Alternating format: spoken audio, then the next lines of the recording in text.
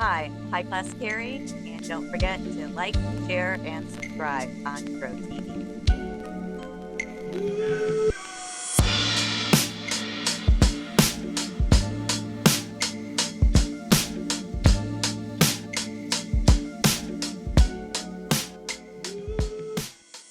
Welcome back to My First Time, the show where our guests get to tell their story of the first time they got high on marijuana. Today, I'd like to welcome our guest, High Class Carrie. How are you? Good. How are you? Thank you for having me on. Yes, thanks for coming on DroTV and sharing your story with us. You can find more of Carrie, Instagram, Facebook at High Class Carrie. So we met at the Florida Cannabis Festival, which was awesome. Probably the biggest and the best, at least here in the state of Florida, but I think it could be rivaled across the US. I would have to agree. Before we get into everything that you do, why don't you let our audience know where you're located, Carrie, and a little bit about what you got going on? Well, my name is Carrie, and I am in North Carolina, which we are not medical or recreational. So I have a big battle on my hands in front of me. Yeah. So It's like how life has been up until like 10 years ago, right? Everyone absolutely struggling with illegal substances when we can all grow them right outside our front door. So pretty silly. Exactly. I feel if you can grow tomatoes, you should be able to grow this plant. Well, some of us just do what we want to do. Not me. I'm not saying I'm growing anything here. Don't send the feds, please. Yeah. But not corroborating or speculating. I'm just saying. Yes, on another planet somewhere else in a distant galaxy far, far away, there I am with my plants. So exactly. I've got the plants. I've got a huge garden out there now. The only thing that's missing is the weed plant. So exactly. So let's go. Let's make this happen. Yes. So Carrie, you're a mom, you're a hairdresser, you're a huge cannabis advocate. Why don't we start with your first time story? When did you first get introduced and smoke the Chiba Chiba? Well, I was actually very young. I grew up in Connecticut where we were kind of close to New York. So people went to Woodstock because I was born in the 70s. So a lot of that era kind of trickled down into the 70s. And some of my family friends, they had their own little grow house. And we went over there and they were like, hey, try this. And I did. It was like, amazing. I was a little bit nervous at first because, of course, your first time, you don't know what to expect or what to anticipate. Right. So it was a little bit nerve wracking at first. But by the next time, I was like, yes, this is definitely something I can see myself growing with, no pun intended. Sure. And how old were you the first time? I was about 13. Okay. Yep. So like I said, I was young. But it definitely, I noticed it helped focus me, especially at the teenage angst that I was in. Sure. And how soon after was your second time? It was actually not as soon because it really did. I was like, ooh, this kind of freaked me out a little bit. Okay. So it was about 15. And then it was, yes, okay. I found my calling. I found exactly what I needed to help me focus and help me get through everything, 15-year-olds are going through. Sure. Especially in the 80s. Yeah.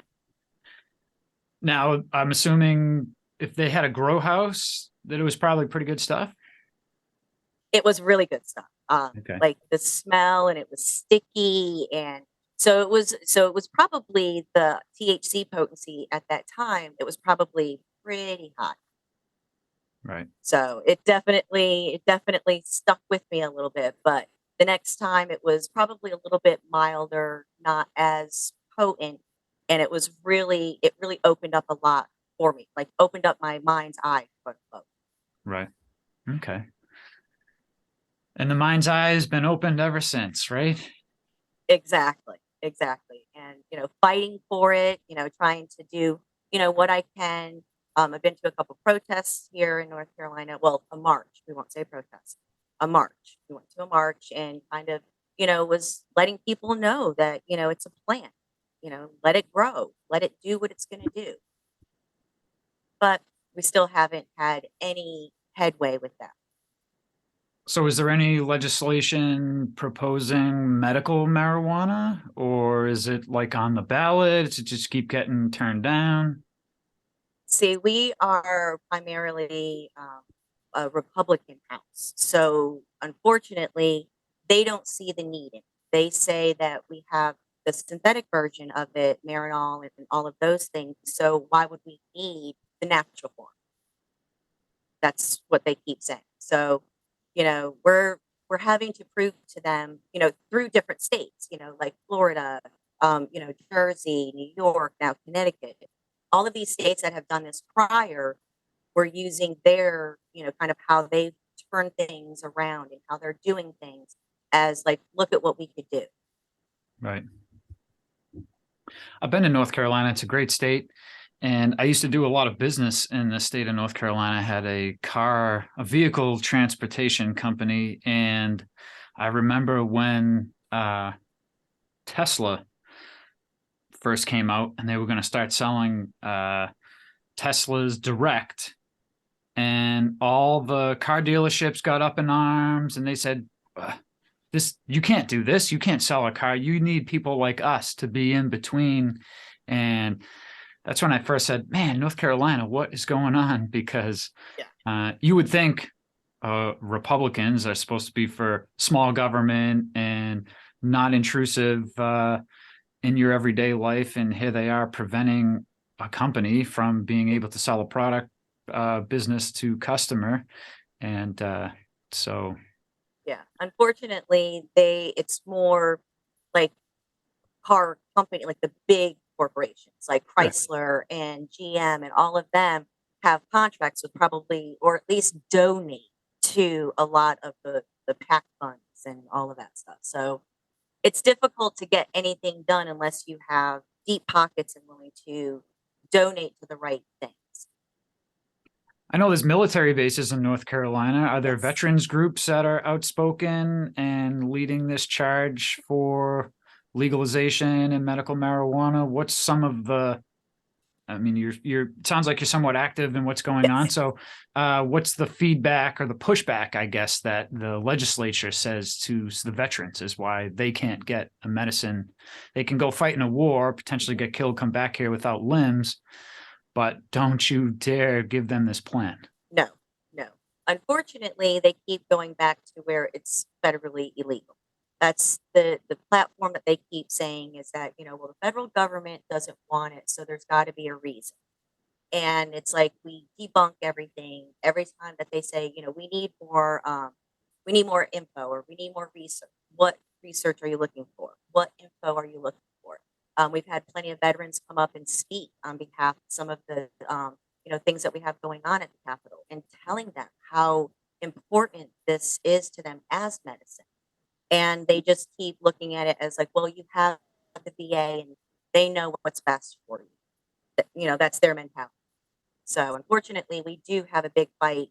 It's looking a little bit better because some of the older people are kind of being voted out now. So we're hopefully hoping that this year we'll be able to have the momentum because we're on an odd year and nothing goes to the ballot. Everything is done by our legislative people that we vote into office. So it's very, very difficult to try to get something, especially if you have somebody that's influential in your district. It's funny that they use the federal government as an example when typically red states talk about how there's states' rights. Right. Naturally, Colorado, Washington, the first two to legalize, they just nullified that we're our own state and we can do what we want. So it's funny that they fall back on that. So I guess that leads to, are there local counties or cities? Like I know Asheville's pretty progressive. Are they trying to do anything locally for as far as like decriminalization or pass anything? Yes, we've been trying to do to like an expungement act to where it's like we can at least prove that there's been just disjusted, sorry, in the community and show that, it's been detrimental to people. And it seems to be going, the momentum seems to be going pretty well. But unfortunately, it keeps coming back to, well, they did something wrong, so they need to be punished. There's always a catch when it comes time for anything that we approach them with. There's always something to where they can fall back on. And then trying to then get another appointment with them is completely and totally like you can't even do that. So that's what we also run into is trying to get the speaking time that we so deserve as them being our representative. They just, oh, we're busy, or oh, we're not going to be in town, or there's always something because we're always trying. Like I reach out to them all the time. Let's sit down, let's talk. What is the problem with it? What is the holdup? And we keep coming back to, well, they're very busy. It's this time of year. It's there's always something.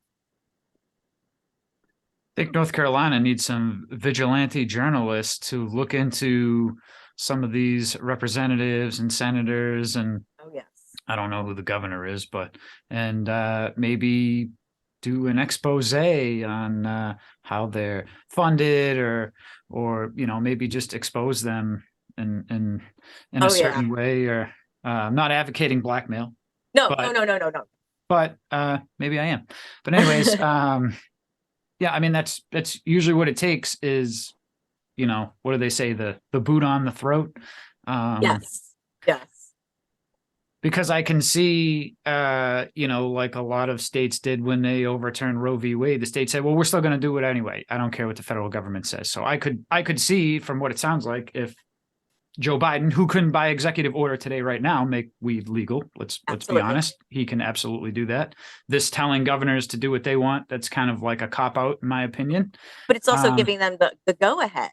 To me, it was like that was the go ahead to where it was like, okay, you guys wanted to be able to do what you want to. Here's your go ahead. Do what you want to. You have bills, that are, going to be good for your state. Then pass them.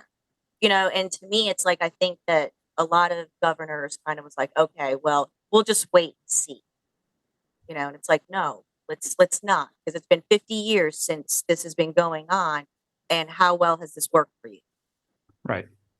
Yeah, I mean, he can deschedule it. He can legalize it, literally by executive order. So he has the ultimate power. He can tell all these governors to screw off, and this is the law of the land. And Yep. but I'm wondering if, because of everything you told me, how the history of cannabis in North Carolina, if they legalized it today, if they would still go, well, I don't care that the federal government says it, because if that's their Yeah, excuse, yeah. then it's just like the Rolodex of excuses. They're just going to scroll through to the next one.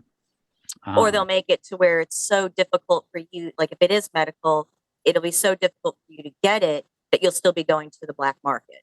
To me, it's right. like I have a feeling that's what's going to end up happening in North Carolina. But you could still get an abortion. That's why I think decriminalization, and we need to just not even have that conversation. Go right towards legalization, Exactly. because decriminalization, you still can't buy it, you still can't sell it. You're just not in as much trouble if you're caught with a certain amount, and that might be great for people not going to jail, but that Still on still your record. means it still means you could go to jail. A cop still could pull you over, and where full legalization, I mean, we still hear about, I think Oregon, they raided some mushroom Yeah, place, even though, so it's still gonna continue, but at least you would hope, for the most part, uh, they have better things to do. But absolutely. I don't think they do. I think they want to go after the low hanging fruit, and Well, it's profitable. It's mhm, a win-win because most of these people that are getting arrested cannot afford a proper attorney. So it's a win-win. they're getting money by them staying in jail, and they're getting money for them to hire a prosecutor or to hire a person to defend them. So it's like it's a win-win. Plus, never mind the fees, the probation, all Right. the urine and out, like all of this is profitable for them. So it's like, they don't want to see that go away. It's like they don't realize that they can make billions more money by doing complete opposite. Mm-hmm. I'm curious too if someone needs to do a study. So Virginia, are they Yep. legal yet? They became legal, and I think the first dispensary might actually start selling in 2024 or Okay. late 2023. Okay. So I know that's happening. Okay. And Tennessee? I haven't heard anything about. I think Tennessee might be going more towards medical, but I haven't Okay. heard anything about that.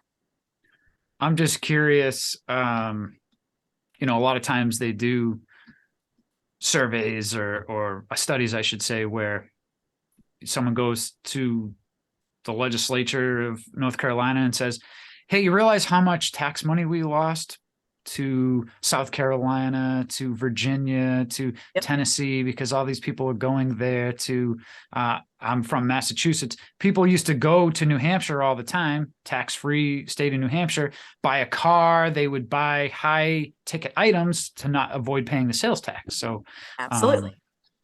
that's when they came up with like a sales tax holiday or something, like 2 weekends a year in Massachusetts. There's no sales tax on certain items. So I'm from Connecticut, so yes, I know we used to go up to New Hampshire and do all of our buying and then bring it back.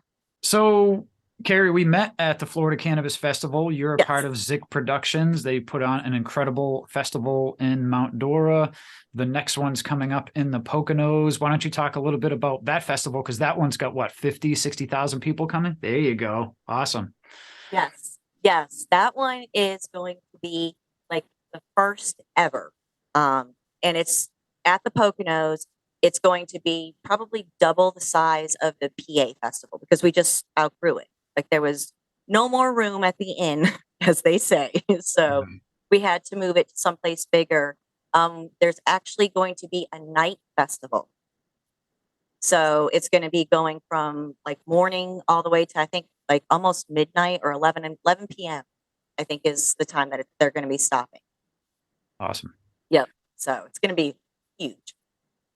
We were in talks to provide some media, and unfortunately, we just can't make it work. All of us getting up there to go there for the weekend, but I'm still trying to find a way to just go myself for a couple days because I love Space Camp, and one of my buddies, DJ Slim from Massachusetts, America's Most Weeded. I don't know who we need to get in touch with at Zick, but DJ Slim has been a marijuana weed rap artist for over 20 years. Pretty much all of his music has to do with weed. Okay.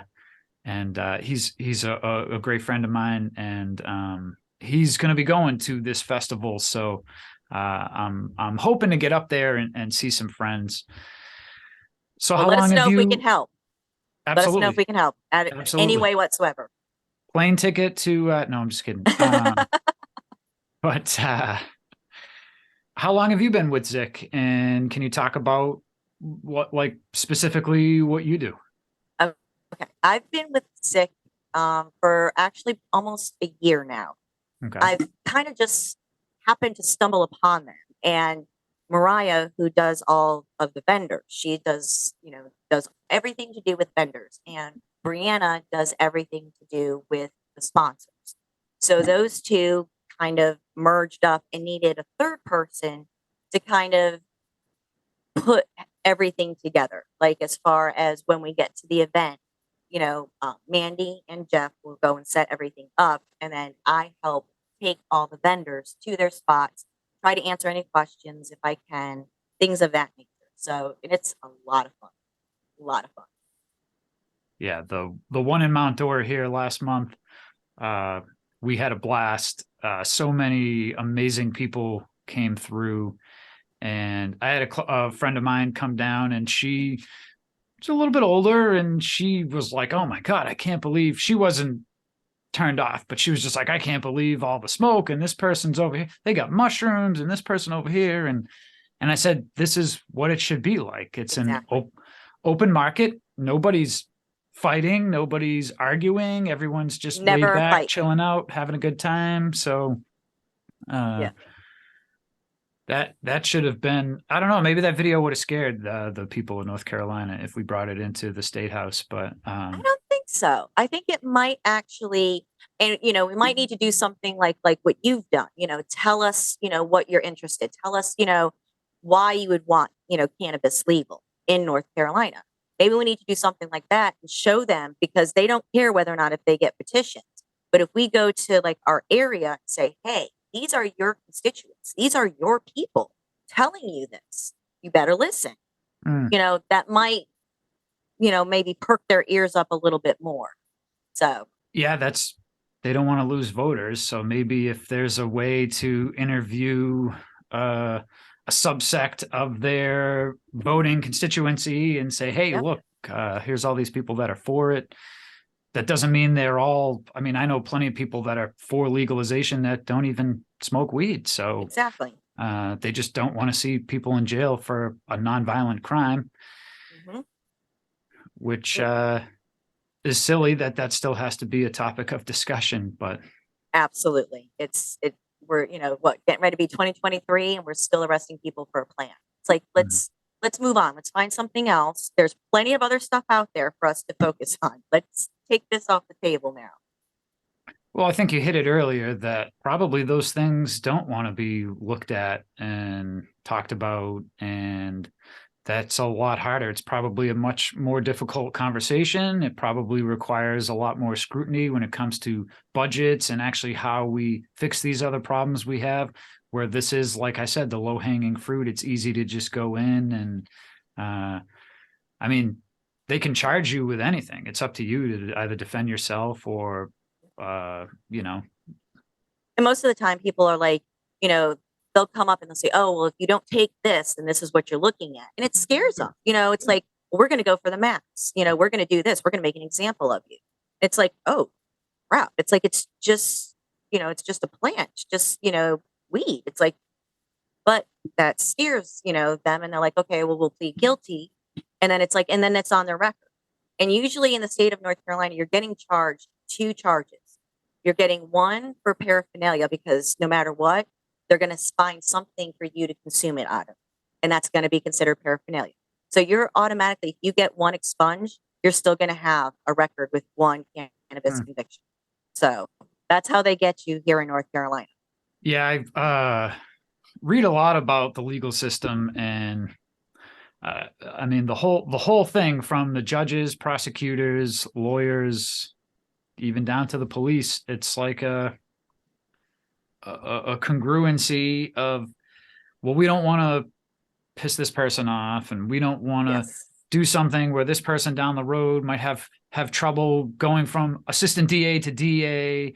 And it's a lot of like glad handing, and just it's like you were saying too, the system is, I can easily just charge this person. They'll probably plead out because they can't afford to either a terrible public defender, or they can't afford to get an attorney. And that just increases police budgets and justifies what it is that they're doing. And I mean, we can put it on these judges too. I mean, these judges can overturn any verdict. Which I'll say it again because I try to bring it up as much as possible. Have you met Randy Lanier? Oh, is he the one, something for justice? He had that table at Florida. Yes, he's with, I think it's Freedom Grow. He was in jail for like 28 years. Yes. I met him. So we had a conversation. We talk a lot about jury nullification on this show, and he talks a lot about jury nullification, which is if you or I are ever on a jury, and it doesn't just have to be weed, it can be any crime where there's no victim. So it could be like a traffic violation or something where there's no victim. Okay. I mean, we can even say like prostitution, right? If I want to pay somebody, 2 consenting adults, what does the state have to be involved in that? So absolutely. as a juror, we can say, I don't think this person, I don't care if they committed a crime or violated the law. There was no victim. So if I consume heroin and I'm hurting myself, my own body, what does that have to do with anybody else? So Exactly. jury nullification is the ability to, if you're on a jury, you can be the 1 out of 12 to say, I don't agree with this. I don't think this person should go to jail. And then that's what a hung jury is. And then that can overturn this person's conviction. And the more people that understand what jury nullification is, even some of these laws that are just ridiculous in nature, the more people that understand what jury nullification is, the more power we have when we are in this position, because it's really one of the few things we have left. I mean, everything we just described about the legal system, you're screwed. They can charge you with anything. They can line up a whole bunch of charges, and good luck trying to fight that. So Absolutely. Jury nullification, anybody can go look it up and educate themselves, because it's one of the few powers we still have, especially in the legal system, to defend ourselves and defend other people. A lot of times when somebody goes to trial, they've already been in jail. Right. So yeah, why send this person back for, I don't care if they possessed 100 pounds. You know what I mean? Like, did they rob someone to get the 100 pounds? Maybe that's different. But if they just grew 100 pounds or bought 100 pounds and they were caught with 100 pounds, I don't see the crime. I don't. So I don't either. Hey, everybody. I want to quickly mention food forest abundance. Food forest abundance is a great way to create your own self-sustaining food forest and naturally occurring ecosystem that's commonly found in nature, but designed specifically for you. Through multiple layers of trees, shrubs, herbs, vines, rhizomes, mushrooms, and perennial vegetables, you can become your own supply chain without the typical maintenance required of a garden. From small spaces to large areas, both urban and suburban, Food Forest Abundance wants us to get back to our roots in nature by engaging with our food production in a meaningful way. For more information, click on the link in the description below and start your journey today. Okay, let's get back to today's episode.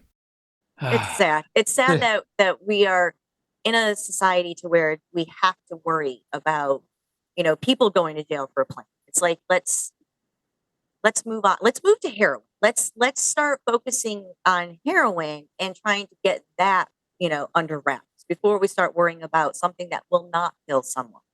Right. I've never known anybody to OD with any amount of cannabis ever. I've tried. I'm 50 years old, so yeah, I've been around a lot of stupid people. Yeah, I've tried. I've got a 300 milligram gummy I got to take for a review video, and I've been maybe not nervous to take it. I know it's probably going to incapacitate me for several hours, but I don't think I'm going to OD from it. That's not the reason I'm hesitant. And, it's funny. Just the lack of motivation that you'll have after taking it. You know that. Yes, I know that. I'm planning properly because I know I'm not going to get much accomplished after I do take it. So exactly. Carrie, as exhausting as this conversation was about all the problems we're still facing, what has cannabis done for you in your life? It definitely helps me focus. As a hairdresser, there's times where you kind of lose your drive. You just get peopled out. There's really, you don't want to talk to anybody. You don't want to take care of anybody for the rest of the afternoon. And when I come home and I consume cannabis, it's like I can feel everything just melt away. Whether I'm having a bad day, whether, my hands are hurting, whatever it may be, I'm relaxed. And it's so nice to be able to look forward to that and know that, I can do that. And yet I'm not going to be stupid or, it's like I could just be relaxed, versus alcohol where I would get stupid. Right.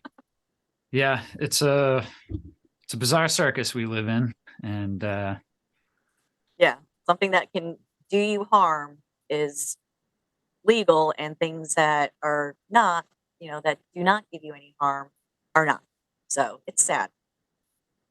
Well, I think it's been going on a long time too. I read a lot of history and, you know, slaves. They didn't want slaves reading. They didn't want slaves being educated. But if you go back into even like the Roman times and when they first started writing books, they wanted people to read because that's how they were able to spread their propaganda. That's how they were able to educate the people how they wanted them to be educated. So, you know, a lot of this, what we see, the prohibition of marijuana, that's just a long history of the people in power giving us just a little bit. Okay, well, Delta 8. Okay, medical. Okay, you can only have this much. You can only buy your medicine is, and so it's like, you know, death by 1,000 cuts to the point where all of a sudden, you know, are we ever going to actually be there 100% where, you know, I can grow you 10 pounds. You can come over here. I can just gift you 10 pounds, right? Like that's where we should be, because again, aside from maybe 100 pounds falling on somebody, I don't think that anyone's ever died from weed. So, haven't happened yet. And I've been around for 50 years, and I'm sure I probably would have heard a story or 10 about it if it did happen. Yeah, it would constantly be on the news. Yes. Carrie, it's been a pleasure having you on the show. Thank you so much. Thank you. You're welcome. Please let everybody know the best place that they can find you. High Class Carrie at Instagram, High Class Carrie at Facebook, or you could just reach out and say hi. That's HIGH high. So make sure you say hi to Carrie and go down and give her a follow. And if you're watching this on YouTube, make sure you smash the like button for Carrie and subscribe to us on DroTV here on YouTube, because this is where it's happening. So only place to be. And we are going to post more on WeedTube as well. So if you're out there on WeedTube, make sure you follow us there as well. Carrie, thanks again. Thanks, Mike. That's it for today's episode. As always, smoke them if you got them. Hey.